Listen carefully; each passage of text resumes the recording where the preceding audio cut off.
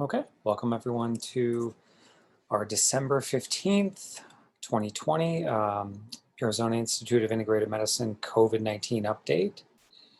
So I'll jump right into it. Obviously, a lot's going on. We'll jump into the numbers really quickly. I'm sure a lot of you are aware that just nationwide numbers are just going through the roof. We're up close to 17 million diagnosed cases and over 300,000 deaths now.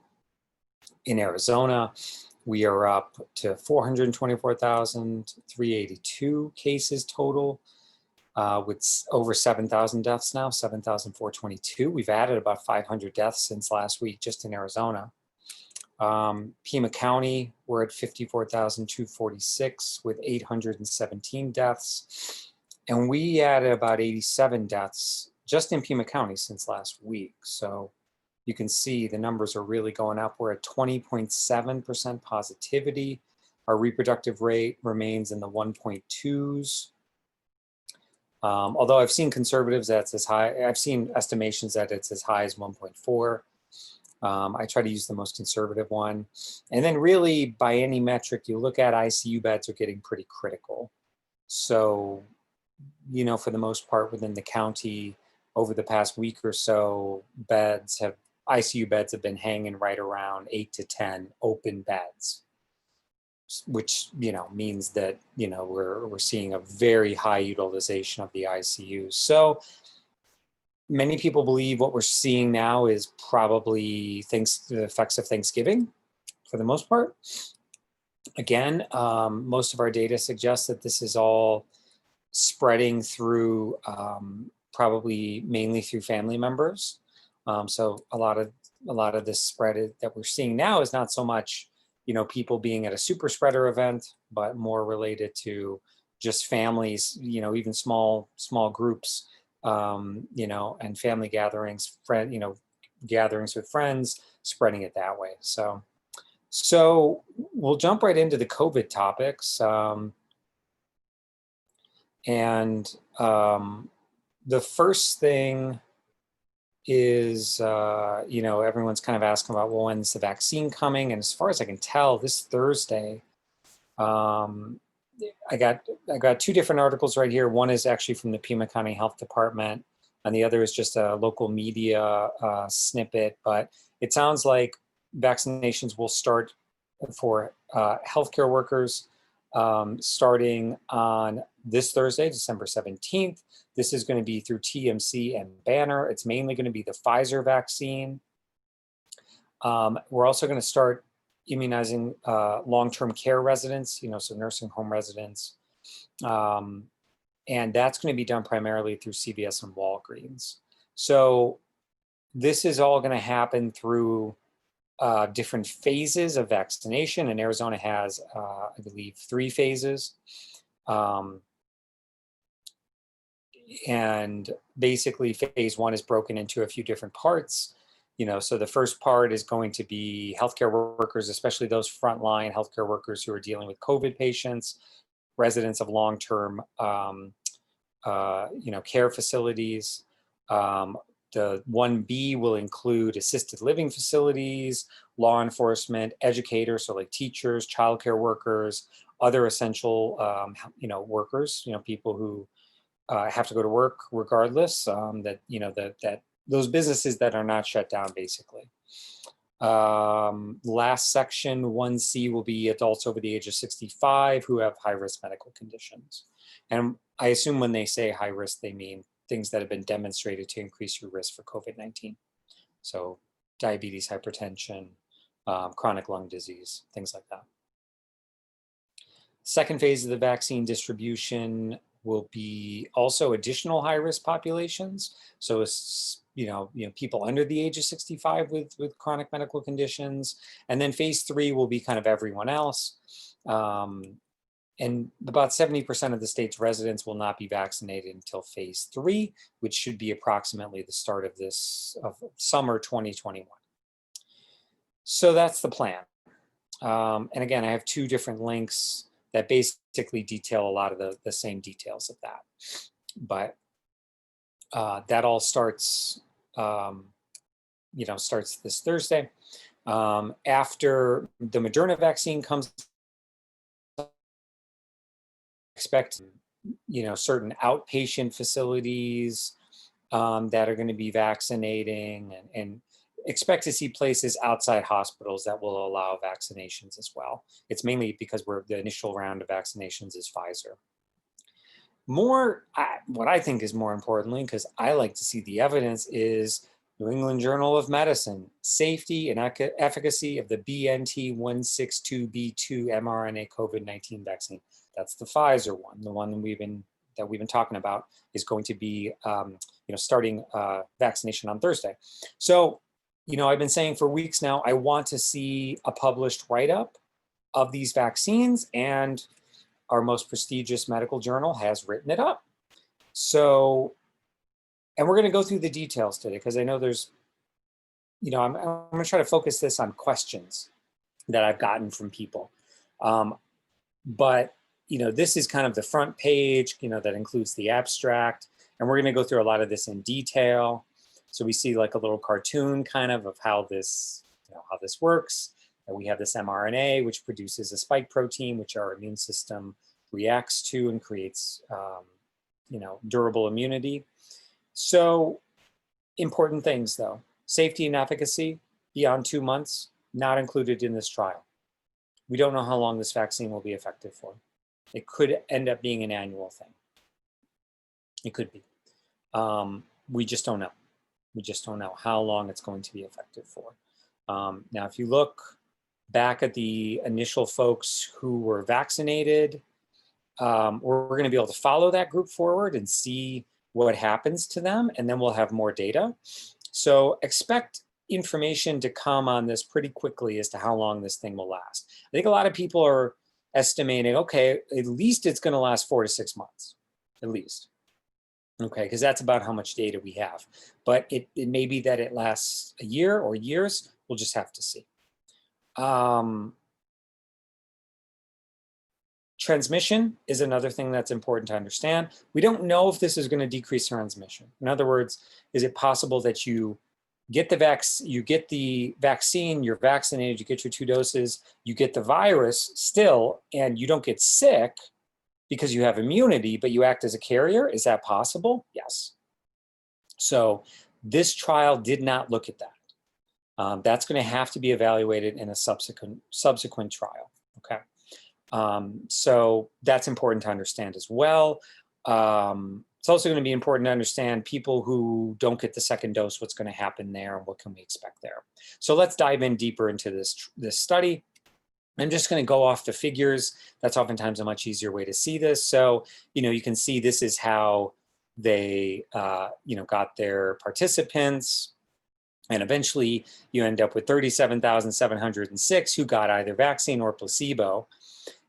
By the way, I hope that the people who got placebo are also first on the list, because they committed to something that was unproven in any way. And I just hope that they get the vaccine first. I haven't seen anyone talk about that, but I hope that these folks get the vaccine before anybody else, honestly. So we had these folks, we had 18,860, 18,846 that got a dose of placebo, dose 1 of the vaccine and dose 1 of placebo. Obviously, a few things happened in here, so this number is a little different, who got dose 2. So a couple of these people withdrew or were lost to follow-up, or became no longer eligible, had an adverse event, things like that. So this is also our demographic characteristics. So we can see split pretty evenly in both the vaccine group and placebo group between men and women. This is kind of our racial ethnic makeup. Roughly 76% of the people who were enrolled in this trial were in the United States. We had about 6% from Brazil, 2% from South Africa, 15% from Argentina. So, about 82% of of both groups was white. You know, we had about 9.2% African American, 9.4% in the placebo. So yeah, I mean, there are definitely, although there's a wide range of ethnic groups represented here, and you know, white and Hispanic are by far the most representative here, there's still a lot of groups that were definitely underrepresented. For instance, Native Americans, which are actually a really high risk group. So again, it's just important to kind of have a sense for that, you know, when we talk about this vaccine, who actually got it. And we can see about 10,000, just close to 11,000 in placebo, and in the vaccine group were between the ages of 16 and 55. Close to 8,000 were over the age of 55. About a third of these folks in both the placebo group and the vaccine group were obese. So what kind of side effects did we see? Well, you can see what's on the far left here is local side effects. So this is pain at the injection site, redness, swelling at the injection site, things like that, localized symptoms. And you can see, yeah, I mean, especially compared to placebo, about 80% of people got 70 to 80% of people got localized symptoms. Mainly, you know, pain at the injection site. Although some got redness, some got swelling, but it was mostly pain at the injection site, which is pretty consistent with most vaccines. What about systemic side effects? Okay, we can see up here, light green is mild, dark blue is moderate, orange is severe. So you can see we see mostly green here, which is mild. Most common side effects: fatigue, headache, and muscle pain or myalgias. Those were our three most common. Also, you know, we saw, especially after the first dose, or after the, more likely actually after the second dose rather, I'm sorry, we saw some chills actually that were more common after the second dose than the first dose, which is a little strange. So these are pretty consistent side effects that we see with most vaccines. And again, you can see very little orange here. You know, so very few severe amounts of fatigue. Again, though, that increased. We see that a little more after the second dose, you know, where severe fatigue is a little more common after the second dose. And that seems to be the most common severe side effect. We did see some severe headaches. Again, these are a minority. Again, more common after the second dose, and more common under the age of 55, as were all side effects. You know, we saw a lot more side effects after the second dose for 16 to 55 or over the age of 55, more side effects than after the first dose. And we saw more side effects under the, you know, between the ages of 16 and 55 compared to over the age of 55. Our efficacy, so 162 cases of coronavirus in the placebo group that occurred at least 7 days after the second dose, 8 cases in the vaccine group. You know, so we're up around, that's where we get these 95% numbers here, 95% efficacy, because there's so many more cases of infection in the placebo group versus the vaccine group. Efficacy, again, by age and, you know, racial group. You know, we can see roughly these mid-90s%, almost all the way down. So definitely efficacious in all groups. And then here's a nice little picture that shows, you know, the cumulative incidence of infection in the placebo group, which is represented in the blue line here, versus the vaccine group, which is the red line. So you can see basically this curve, as you add infections, becomes, as we move on the x-axis over time, we're adding infections in that placebo group, whereas the amount of infections that we're adding in the vaccine group are very minimal over time. Okay, and you can see actually that curve was steepest, you know, prior to getting the second dose. Okay, so you know, those folks who had the first dose, we see the curve looks pretty similar to the placebo curve. It looks like it took about 10 days for the vaccine to really produce appreciable antibodies. And then at that point, we see it flattening off, and then it flattens off even more after the second dose. So yeah, that's the New England Journal study. That's the Pfizer vaccine. That's, again, the one that has been approved by the FDA. And yeah, the data looks good. The data looks good. So we'll see how things go. I mean, again, as we start this mass vaccination campaign, we're going to learn more about side effects. We've already learned about some of the allergenicity of the vaccine for certain people who have multiple allergies. You know, so we're going to continue to learn about these side effects. And at some point, we're going to start to get the 1 in 50,000 side effect, the 1 in 100,000, the 1 in 200,000, the 1 in 500,000. And we're going to start to learn what those are as well. So another great paper in Nature, I just wanted to touch on this. Again, since the beginning, we've been like, why do some people get sick and other people, you know, don't get symptoms at all? You know, what is it beyond some, you know, things like age and medical comorbidities? Well, this is a group that looked to try to look at the genetic side of things, and they were able to find several genes that seem to make a difference in, you know, people who became critically ill with COVID-19. You know, and they looked at essentially a genome-wide association study. This was over 2,000 critically ill COVID patients from intensive care units in the United Kingdom. And they were able to find some gene clusters that definitely showed higher risk.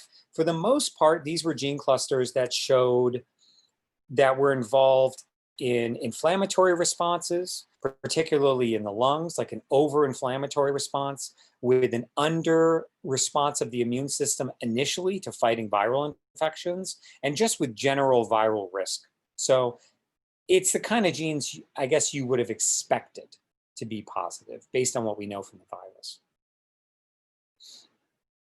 All right, that's all my COVID topics for the week. Non-COVID topics. Great paper came out. You know, we talk a lot about the gut microbiome. And, you know, I think the gut microbiome is something I measure in certainly a large subset of patients. And, you know, in general, we're looking at specific bacterial groups, and we're trying to make sure that, you know, there's adequate amounts of good bacteria, that we have removed bad bacterial groups or commensal bacterial groups, that we're, you know, taking care of any mold, fungus, protozoa, you know, infectious type agents that are in the gut. This was cool though, because they're looking at how the gut microbiome and the metabolome of the gut microbiome actually correlate with major depression. And there's been a lot of studies that have looked at this, but this is the first one. And it's called Landscapes of Bacterial and Metabolic Signatures and Interaction in Major Depressive Disorder. This is the first one I've seen that's looking at the metabolome, like the you know, what are these gut microbiota, these organisms in the gut, what are they doing? So not only how do they vary from depressive patients versus non-depressive patients, but what are they doing? You know, what are they doing on a metabolic level, and what are they doing as far as what types of processes are they involved in? And it was a great paper because it basically found that they were able to find that a lot of the metabolites, there were definitely differences in groups, So for instance, Bacteroides was actually, and Bacteroides is something we look at in a general gut microbiome test. It includes, families of different bacteria. Bacteroides in general is something you sometimes see in probiotics, Bacteroides fragilis, for instance. Now, it turned out that Bacteroides was linked with risk for major depression, which was surprising for me. And they also were able to link the bacterial species, which they found issues with Bacteroides and another type of bacteria called Blatia, as well as Eubacterium, in those who had major depression. And they found, okay, well, what's going on here? Well, those who had enriched bacteria in major depressive disorder had problems with transport, cellular growth and death, metabolism, metabolism of certain basically small metabolites that can actually lead to neurotransmitters, problems with cofactors and amino acid metabolism. So again, this is a really interesting trial, and this is some of the genetics of it, which I won't go through, but it was a really interesting trial because it was basically able to find, okay, we see different bacterial species, about 47 bacterial differences between those with major depression and those without. And we found that those with major depression had problems in GABA production in the gut, had problems with phenylalanine metabolism, which is an amino acid, and also had problems with kynureninic acid, which is a kind of a neurotransmitter metabolite that we talk a lot about. And it's just a really interesting trial. Again, some of these facts and figures probably won't make a lot of sense, but the gist of this is, we're probably getting to the point very shortly where they were able to, by combining all this data, predict major depression with, basically 95% accuracy, which is pretty amazing. So looking at not only the bacteria that are present, they looked at bacteriophages, which are viruses that infect not the host, which would be the human, but the actual bacteria itself in the gut, and the metabolites that the gut microbiota are producing. And by combining all of those, they were able to predict major depression. So I think we're on the cusp of maybe having one of the first approved tests that is not a questionnaire that can diagnose major depressive disorder. And hopefully the goal too is at some point we're going to be able to run all these gut microbiota species. We'll be able to put back metabolites that are at low levels, and hopefully put back bacteria that are deficient.